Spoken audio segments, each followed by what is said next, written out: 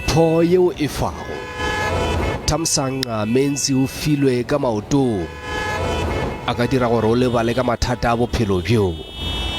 ke na le jana ya go phadimiša difatlhego tša ba bangwe bjale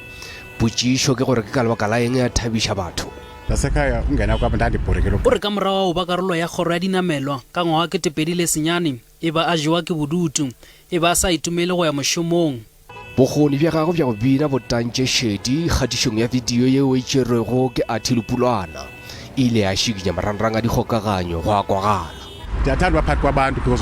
o re o rata go dira se a se dirago ka go dira se o re o ithutile go ithata o re go yena go thabišwa ke ge maloko le baotledi ba thabago ka gona ge ba otlela sephethephetheng bjale o kgona bjang go itšokotša ka mokgwa o o re bekgoni ba gago ba go bina ke tlhago ka ge a sa itukišetše go dira se gape o ruta batho go bina khwaereng.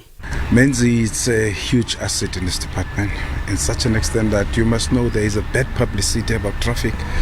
and licensing that we are nowhere to be seen, and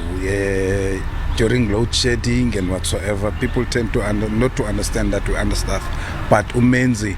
is covering that on our side. He is bringing good news instead of bad news towards the department and the image of the department. Gabotsebotse yo Menzi